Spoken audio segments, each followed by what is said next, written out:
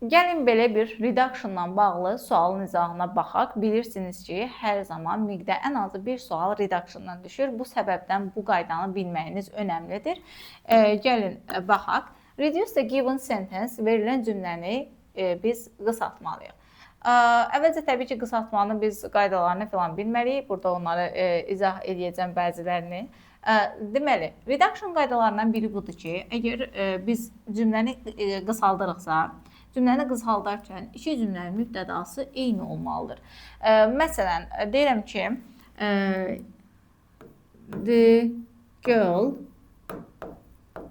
who is my friend buys a gift for her mom. Deməli, gəlin bu cümləni inversiya eləyək, sonra bu inversiya qaydasına, reduction eləyək, sonra bu reduction qaydasına keçərik. Baxın, deməli, cümləmizin ikisinin də mübtədası əslində girldir. Who sadəcə bunu əvəz edib, belə deyək. Biz bunu inversiya eləyərkən, who is, qoy bunu fail yazaq ki, daha who is deməyək, buna belə deyək.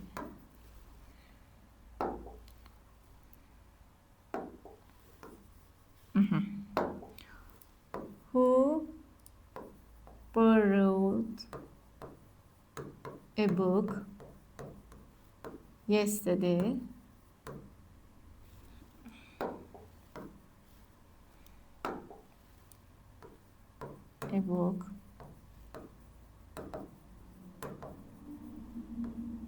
buys a gift for her mom. İndi gəlin bu cümləni biz qısaldaq, reduction eləyək.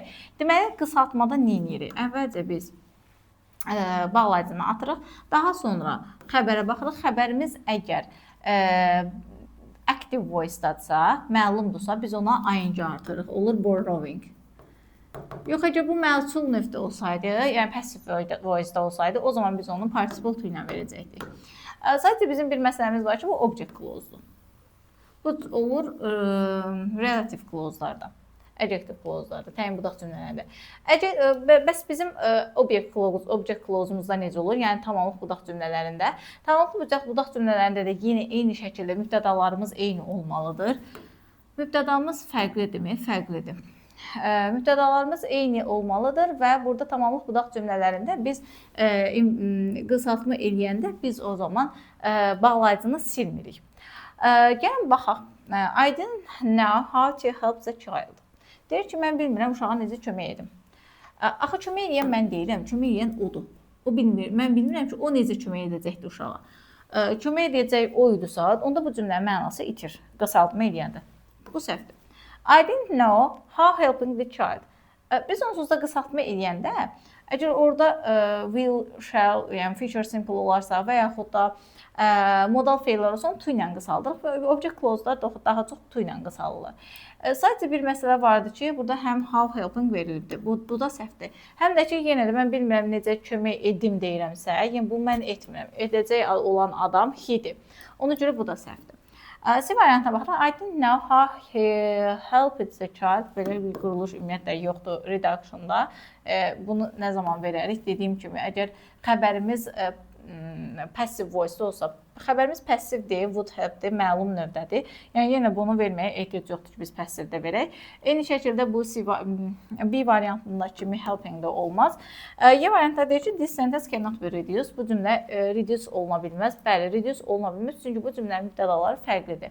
Bu cümlənin mübtədaları fərqli olduğuna görə biz bu cümləni reduction eləyə bilmirik, qısalda bilmirik. Bizim cümləmiz məsələn olsaydı, I didn't know how I would help the child. O zaman məsələn biz bu A variantını düz götürə bilərdik ki, I didn't know how to help the child. Mən bilmirəm, mən necə kömək edeyim uşağa. Yəni məsələ budur ki, mübtədalar fərqlidirsə biz reduction qısaltma eləyə bilmirik. Bu səbəbdən doğru cavabımız Y variantıdır.